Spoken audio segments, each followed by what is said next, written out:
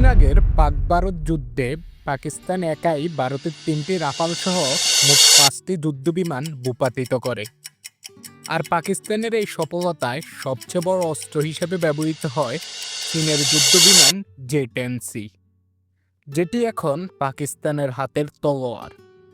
জে-10সি প্রকল্পের জন্ম চীনের এক চরম দুর্বলতার সময়ে।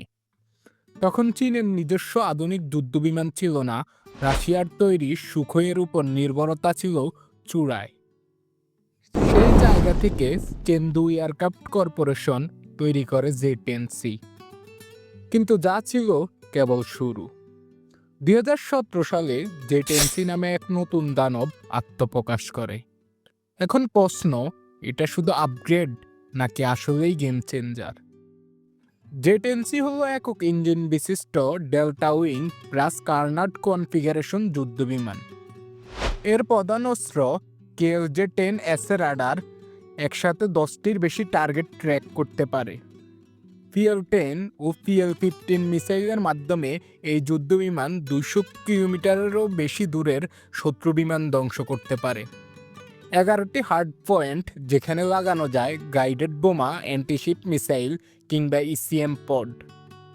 আর সবচেয়ে বড় কথা, এই বিমান নিজের চোখে শত্রু দেখে চীনে লক করে এবং ধ্বংস করে। 2022 সালে পাকিস্তানের হাতে আসে জে-10সি। আর কিছুদিন আগে পাক ভারত যুদ্ধে পাকিস্তান পায় এর সফলতা। পাকিস্তানের দাবি অনুযায়ী তারা প্রথমবারের মতো পিএল-15 মিসাইল ব্যবহার করে ভারতের 3টি রাফাল সহ মোট 5টি যুদ্ধবিমান ভূপাতিত করে।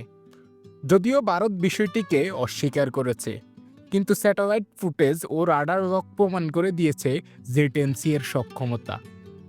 বিশ্লেষকরা বলছেন জে-10সি এখন ভারতের রাফালের জন্য সবচেয়ে বড় চ্যালেঞ্জ। চীন এই বিমান রপ্তানি করছে পাকিস্তানে এবং আগামীতে আরও নতুন নতুন দেশকে দিতে চাচ্ছে, মধ্যপ্রাচ্যে, আফ্রিকায়, এমনকি দক্ষিণ এশিয়াতেও।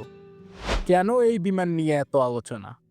কারণ দাম কম, প্রযুক্তি আপডেটেড, স্টেলথ সাপোর্টেড ডিজাইন, চীনের তৈরি নিজস্ব ইঞ্জিন ডব্লিউএস-10সি ব্যবহারের কারণে নির্ভরযোগ্যতা বেড়েছে।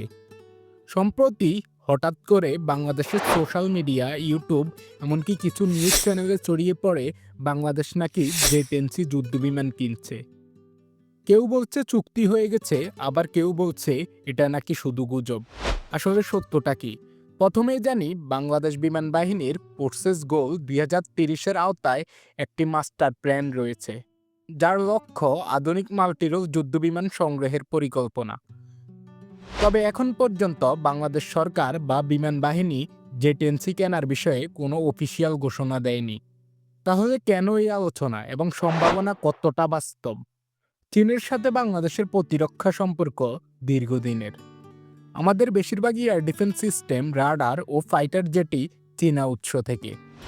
জে-10সি তুলনামূলকভাবে সাশ্রয়ী, রাফাল, টাইফুন বা গ্রিফেনের মতো পশ্চিমা জেটের তুলনায় অনেক কম খরচে আধুনিক প্রযুক্তি পাওয়া সম্ভব। পাকিস্তান ইতিমধ্যেই এই জেট ব্যবহার করে সফলতা পেয়েছে। বাংলাদেশের F-7 ও মিগ-21 জেটগুলো পুরনো, তাই এগুলো প্রতিস্থাপন করার সময় এসেছে।